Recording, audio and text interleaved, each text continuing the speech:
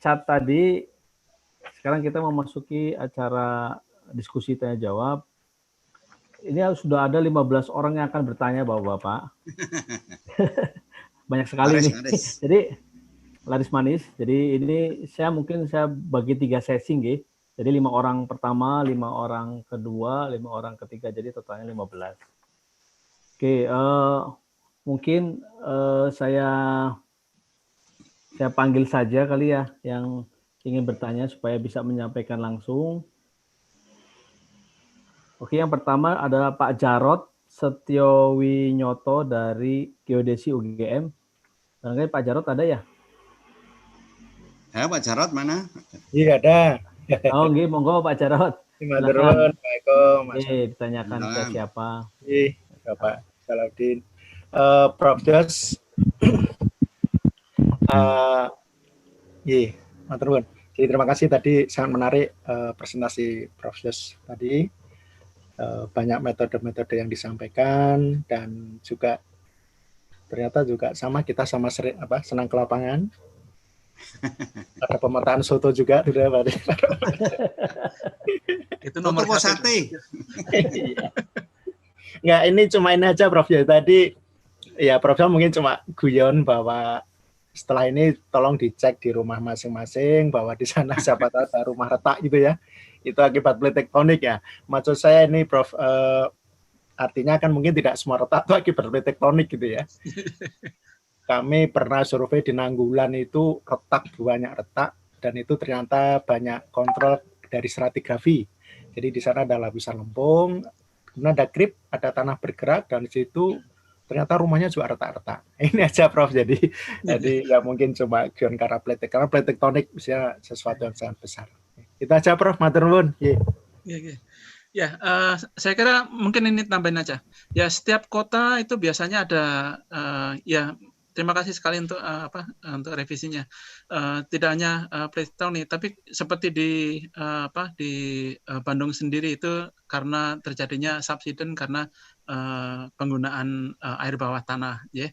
Kemudian kalau yang di Jakarta sendiri itu juga subsidence kemungkinan juga bawah tanah sendiri atau mungkin bangunan yang cukup berat. Dan kejadian di Semarang sendiri juga sama. Tapi biasanya itu wilayah-wilayah yang karena sedimentasi ya.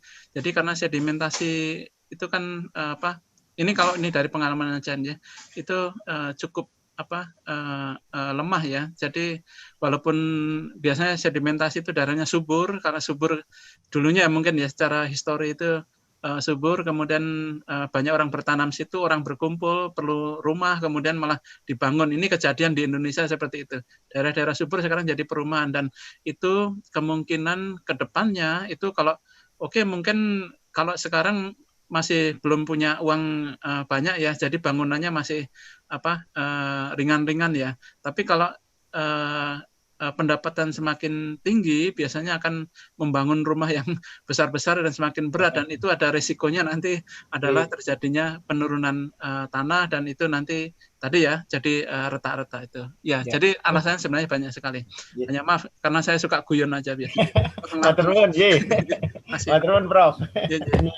Monggo teruskan Pak Eko. Nuwun. Terima kasih Pak Jarod. Barangkali Pak Salahuddin atau Pak Amin ingin menambahkan? Enggak. Oh gitu, oke. Selanjutnya pertanyaan kedua datangnya dari Bu Siska Duwiyanti.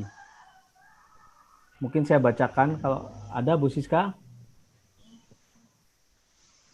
Mungkin kalau tidak ada, mungkin saya bacakan pertanyaannya.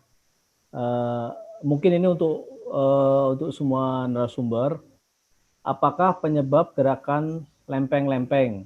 Apakah energi di dalam perut atau inti bumi ini tidak dapat diprediksi atau diregulasi dimanfaatkan sebagai sumber energi supaya tidak bersifat destruktif? Oke, monggo siapa dulu? Pak Profesor, Pak Salahuddin atau Pak Amin dulu yang ingin menyampaikan? Monggo Pak Josapat dulu. Maaf kalau sebenarnya saya itu bukan ahli terlalu dalam yang untuk lempeng ini ya. Kalau ini dari anu aja lah, sense saja ya. Dari Itu satelit. itu kan pergeserannya kan setahun paling hanya berapa 6 cm dan itu kan juga lambat sekali ya. Kalau kita ingin convert ke energinya sendiri, saya kira ya susah ya gitu. Dan tapi hanya pada saat keluar energi itu sangat besar sekali dan itu tidak ada sensor yang bisa mengkonvert ke dalam bentuk energi yang kita butuhkan. Dan kalau ada pun baterainya juga nggak ada kan ya untuk nyimpennya, bisa jebol itu nanti. Itu kalau secara tekniknya aja ya, secara tekniknya aja. Ya, mungkin Pak Salahuddin atau Amin yang mungkin lebih bisa menjawab. Ya, terima kasih. Pak Salahuddin. Baik, dari Ibu siapa tadi Pak? Rizka, iya. Oh Bu Rizka ya. Siska Dwiyanti. Siska apa? Siska, nggih monggo. Terima kasih Bu Siska. Baik Bu, jadi pergerakan tektonik lempeng kita itu sebetulnya didrive oleh dua proses Bu ya. Jadi proses pertama, atau boleh saya tayangkan J untuk memudahkan yang slide saya tadi saja. Oke, monggo Pak Udin. Saya carikan dulu ini J. Slideshow, screen, share. J, sudah tampak J, Bu. Jadi mekanisme tektonik lempeng itu sebetulnya ada dua Bu. Jadi yang utama. Jadi yang pertama itu adalah sirkulasi panas Bu. Jadi bumi kita itu kan panas Bu di bagian dalamnya. Itu sumber panasnya ada dua, sumber radioaktif dan sumber panas sisa pembentukan planet Bu. Karena semua planet itu awalnya terbentuk panas tapi kemudian mendingin. Nah sekarang panasnya itu terjebak di bagian dalam planet kita. Nah ini mereka mampu membuat sirkulasi panas dan sirkulasi panas ini juga menggerakkan batuan penyusun selubung di dalam ini Bu. Jadi batuan-batuan yang saya tunjukkan ini di dalam mantel ini bisa bergerak karena terbawa panas atau kita sebut sebagai gerak konduktif. Dan pada selanjutnya pergerakan di bawah ini akan menggeser lempeng-lempeng yang berwarna abu-abu ini Bu. Jadi itu mekanisme pertama akibat sirkulasi panas, jadi arus-arus sel konveksi di bawah. Kemudian yang kedua itu adalah kalau kita perhatikan semua lempeng kita itu akan bertabrakan dan salah satu pasti akan menunjam ke bawah Bu. Nah ketika dia menunjam, ini kita bisa bayangkan lempeng yang tebalnya ratusan kilometer, jadi paling nggak 100 sampai 150 kilometer Bu tebalnya, lebarnya tuh ribuan kilometer. Begitu dia masuk ke bawah, dia seolah-olah tergantung dan ini bisa ditarik oleh gravitasi bumi. Jadi gravitasi bumi akan menarik ujung lempeng yang masuk ke bawah ini sehingga ketika dia semakin ditarik ke bawah, ekornya yang masih di permukaan akan ikut tertarik Bu. Jadi ini yang menyebabkan kemudian lempeng-lempeng kita bisa bergeser. Nah ini pertanyaan menarik, apakah proses tersebut dan energi yang dihasilkannya bisa kita manfaatkan sebagai energi? Tadi saya sepakat yang disampaikan Prof. Yos bahwa pertama proses panas yang muncul ini itu terlalu dalam Bu untuk langsung diambil. Jadi tidak bisa kita manfaatkan secara langsung. Biasanya kita tunggu kalau mereka membentuk sumber-sumber panas yang dangkal yang kita sebut sebagai sumber panas geotermal Bu, yang dalamnya mungkin hanya 1-3 km dan itu terjangkau oleh teknologi kita untuk mengambilnya. Tapi kalau yang panas di dalam mantel itu sampai sekarang belum ada yang bisa menembus secara langsung untuk menyentuh material maupun mengukur temperatur secara langsung Bu. Jadi tantangannya ada di sana. Kemudian bagaimana energi kinetik. Jadi gerakan-gerakan lempeng ini pasti akan menghasilkan energi Bu ya. Nah, ini juga prosesnya sangat lambat. Jadi kalau tadi kita lihat angkanya itu kan hanya sekitar ini milimeter dalam tahun Bu. Ada 7 mm tahun Bu ya. Jadi sangat pelan sekali. Jadi 7 cm Bu ya, sentimeter dalam tahun. Jadi ini sebetulnya sangat pelan untuk kita ambil energi kinetiknya. Jadi tantangannya itu Bu, jadi proses alam ini bekerja dengan skala kecepatan yang berbeda dan pada kedalaman yang juga tidak bisa kita jangkau secara langsung. Mungkin itu tambahan dari saya.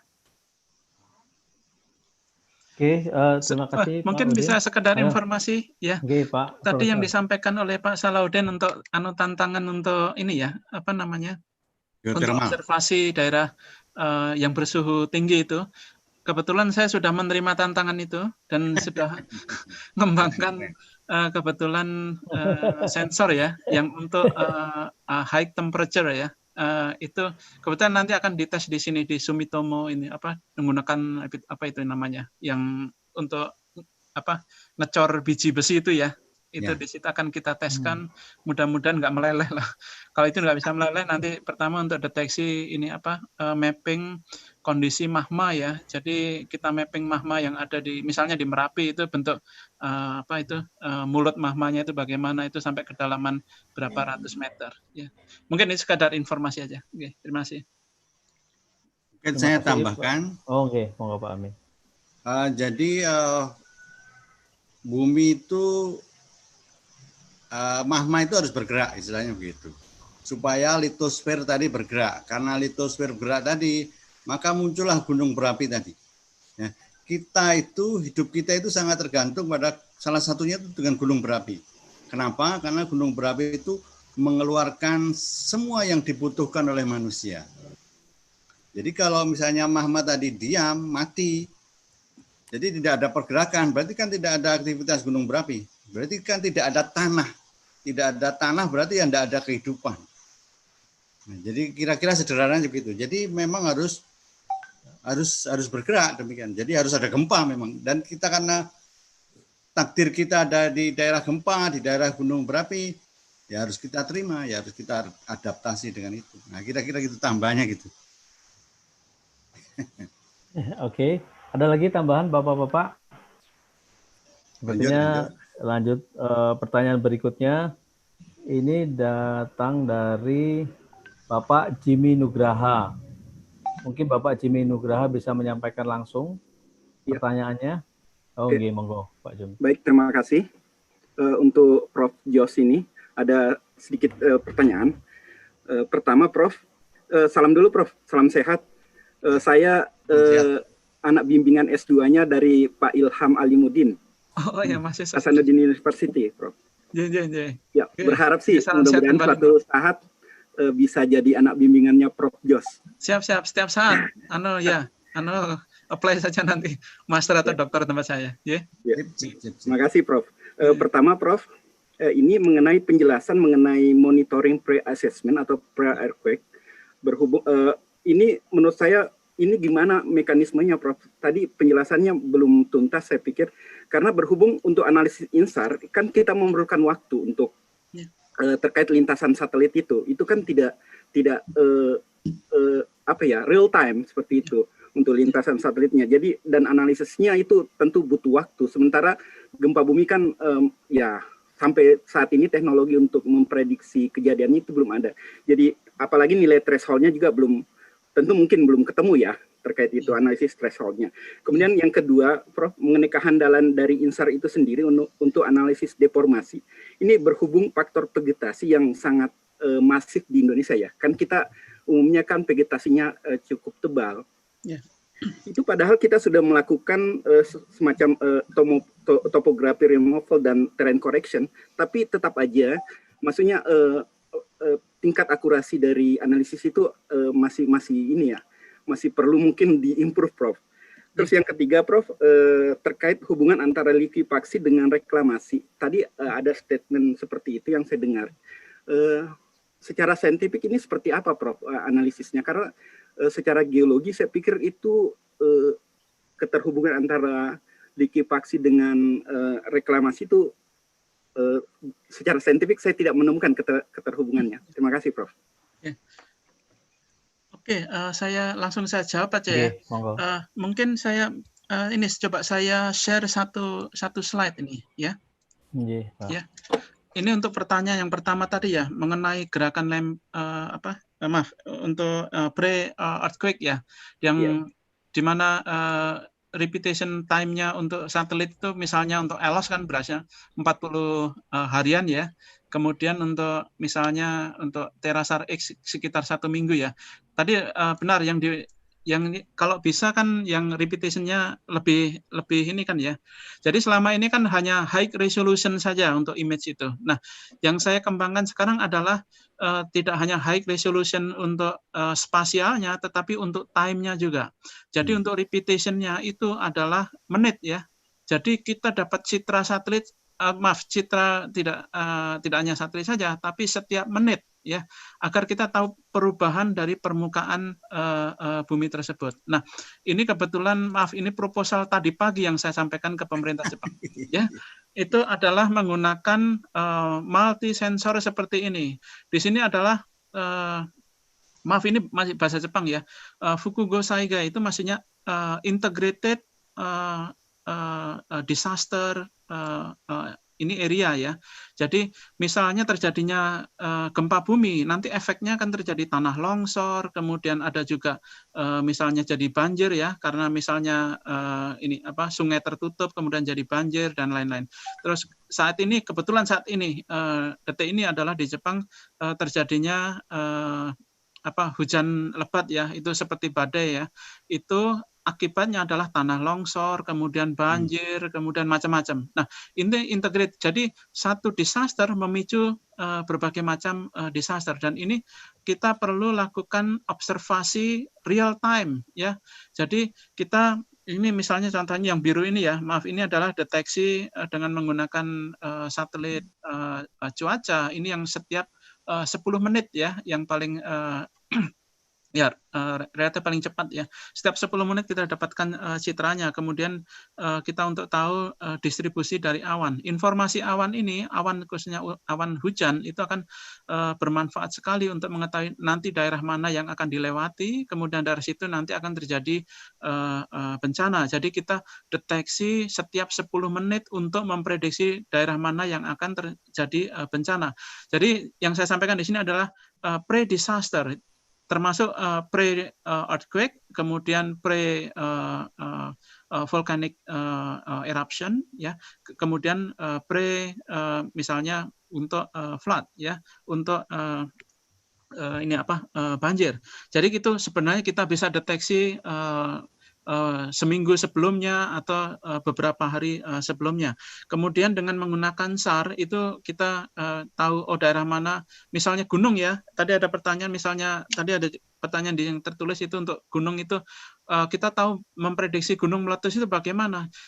Menurut riset kami bahwa gunung itu kalau kita observasi terus ternyata seperti ada nafasnya, ada ritmenya, ya. Nah dari situ akan kita tahu, kalau ritmenya udah nggak kuat, orang mengos-mengos kan ya, itu kalau orang Jawanya. Itulah, ini sebentar lagi akan terjadi letusan. Nah itu pre-disaster, pre-volcanic eruption itu perlu kita deteksi. Nah di sini datanya yang kalau kita menggunakan SAR yang ada itu sangat langka sekali kan ya. Setiap bulan hanya dapat 1 sin kalau di daerah Indonesia. Nah, ini kalau kita bisa deteksi setiap menit kalau bisa, ya itu kan akan lebih tahu ritmenya ya. Itu ini dibandingkan sebelumnya ritmenya lebih cepat itu. Nah, itu yang ini kuning ini ya. Si PISAR itu adalah sensor yang saya buat selama ini, dan ini sangat detail sekali dengan resolusi 37 cm ya. Jadi nanti akan sebenarnya bisa juga sampai 1 cm dan lebih detail kan ya. Anda bisa bayangkan 1 cm resolusi ya. Dan tadi juga pertanyaan berhubungan dengan pertanyaan nomor 2 ya, yang karena di Indonesia liputan vegetation-nya itu sangat banyak sekali, sangat distribusi tumbuhan sangat luas, ini berpengaruh sekali untuk deteksi. Nah, salah satu solusinya adalah menggunakan wave yang gelombang dengan wavelength yang panjang, misalnya L-band atau B-band. Hanya masalahnya satelitnya sangat besar sekali, karena itu nggak bisa kan ya. Jadi yang saya sampaikan di sini adalah dipasang di pesawat, atau pesawat stratosphere platform. Sebenarnya ini tahun kemarin ingin kita terbangkan di Indonesia, karena dengan stratosphere ini ketinggian sekitar 20 km, 15 km, kita bisa observasi, kita terbangkan sekali itu 6 bulan, ya, tanpa mendarat sama sekali, ya. Jadi kita bisa pasang di situ, kemudian kita observasi, kita deteksi, oh daerah sini misalnya akan terjadi gunung meletus, bisa kita geser ke situ dan kita observasi setiap menit, ya, kita dapat citra radarnya. Jadi time resolution juga sangat penting sekali. Nah, Oke, ini kemudian tidak hanya CPSAR saja, tapi LIDAR, kemudian high spectral camera, kemudian nanti ada juga untuk gas observation. Jadi sebelum meletus pun saya kira juga sudah keluar gelombang-gelombang tertentu, ya, termasuk gelombang gas radon, ya, dan lain-lain, yang itu sangat bermanfaat sekali digunakan untuk mendeteksi sebelum terjadinya gunung meletus atau terjadinya earthquake, ya. Sebelum earthquake keluar itu biasanya gas-gas akan keluar, ya, dan di situ akan kita bisa prediksi terlebih dulu. Mungkin juga ada gelombang-gelombang lain dan spektrumnya mungkin bisa kita deteksi lebih dekat, kan, ya. Kalau menggunakan satelit mungkin terlalu jauh dan itu susah sekali. Kalau kita menggunakan platform-platform yang lebih rendah, jadi misalnya pesawat, kemudian dengan stratosphere platform, itu akan bisa deteksi lebih bagus, resolusi bagus, time resolution juga bagus. Kemudian di sini reklamasi dan jadi pencairan, ya, liquefaction. Reklamasi biasanya kan di daerah-daerah yang memang basah, kan, ya. Jadi misalnya di selatan Chiba ini kan dulu laut, ya, dan lebih parah lagi itu ternyata yang digunakan reklamasi tanahnya juga ngambil dari laut juga, kan, ya. Di situ hanya dikeruk, kemudian dikumpulkan di situ, kemudian dipadatkan aja. Nah, ini pada saat mungkin bisa dilihat di YouTube banyak sekali itu, walaupun padat pun, tapi kalau sudah digoyang, ya, ternyata kandungan air tanah itu juga sangat berpengaruh sekali, sehingga dengan sedikit getaran karena ini gempa, itu akan terjadi liquefaction, ya. Nah, ini biasanya untuk mungkin magnitude sekitar 5 itu pun nggak masalah, ya, karena kami sering sekali di sini magnitude 4, 5 itu udah hampir setiap hari ada itu, ya, kan kami sudah terbiasa. Tadi juga untuk menjawab tadi ada komen dari Pak Amin, ya, kenapa di Jepang korbannya lebih sedikit, karena cara pikir kita juga sudah berubah, tidak hanya kita pikir kita secara soft saja, tetapi secara fisik itu bangunan juga kita perkuat, dan undang-undang untuk bangunan, ya. Jadi kalau kita bangun itu nggak boleh sembarangan, ya. Kita manggil tukang terus kita langsung bangun gitu, ya. Kita bisa rontok kalau di sini, ya. Itu biasanya ada undang-undang sendiri bahwa bangunan ini harus tahan setidaknya untuk magnitude 7, ya. Kalau lebih dari 7 itu sudah di luar kemampuan kita, kan, ya. Jadi kalau sampai 7 masih kuat itu kuat itu memang sudah mengikuti standar kita, gitu. Jadi maaf, ini kandungan saya kira reklamasi ini juga bagaimana kita mengontrol air tanah itu juga sangat penting sekali, karena biasanya dengan goyangan gempa itu sangat membuat sensitif sekali terhadap komposisi tanah. Jadi sering terjadi ini rumah, ya, setidaknya rumah yang sangat berperan adalah rumah, ya, itu akan terjadi kemiringan. Karena sesuai dengan kemiringan rumah itu akan ditentukan uang ganti rugi oleh pemerintah, ya. Itu sesuai dengan asuransi yang ada. Tapi kalau sudah lebih dari 15 derajat atau 20 derajat kalau nggak salah, itu sudah susah, ya, orang sulit untuk tinggal di situ. Biasanya rumahnya harus dirobohkan dan harus dibangun kembali, ya. Mungkin itu sebagai jawaban, mungkin bisa menjawab, ya. Sudah cukup, ya. Oke, terima kasih Pak Prof. Ya. Ya. Ini pertanyaan banyak sekali nih, jadi semakin bertambah pertanyaan, mungkin kalau diteruskan kita bisa sampai malam. Pertanyaan selanjutnya ini ditanyakan oleh Mbak atau Bu Nuning dari SMA 2 Ngaglik. Ada ya? Kalau nggak ada mungkin saya bacakan saja. Jadi Bu Nuning ini dari SMA 2 Ngaglik bertanya, di Indonesia ada berapa sesar yang terdeteksi? Mungkin ahli-ahli geologi nih, Pak Amin, Pak Saludin, Ya. bisa menjawab. Apa pertanyaan? Berapa sesar yang terdeteksi di Indonesia? Wah, banyak sekali.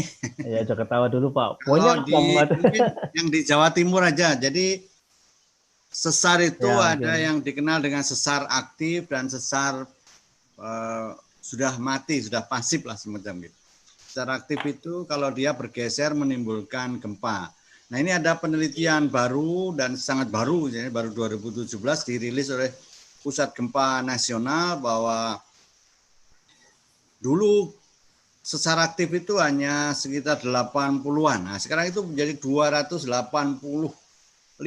Nah, ada sekitar gitu. Nah, yang melewati Jawa itu banyak sekali. Melewati Jawa Timur itu ada juga banyak. Jadi ada melewati Banyuwangi, Probolinggo, Pasuruan, Surabaya, Sidoarjo, Mojokerto, sampai ke Cepu, sampai kemana tadi? Nganjuk, lewat Nganjuk juga. Jadi itu bisa menimbulkan gempa tadi. Jadi itu sesar aktif. Kalau sesar-sesar yang sangat besar, itu banyak sekali. Ada sesar tadi, sesar Sumatera yang membelah Sumatera, ada sesar Palu Koro yang membelah Palu yang kemarin menimbulkan 2018 itu ada gempa sangat besar yang menimbulkan tsunami. Terus ada sesar yang di Papua. Jadi seperti itu.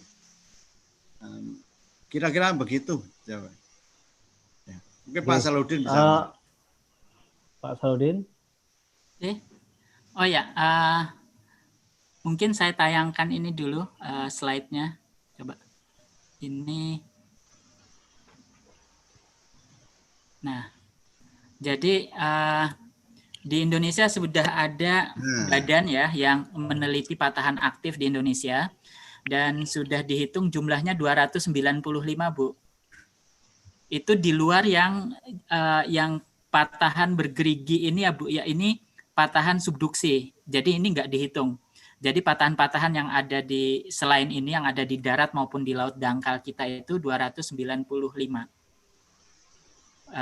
Pusat Gempa Nasional ya, Pusgen. Itu tambahan dari saya. Oke, terima kasih Pak Amin dan Pak Saludin.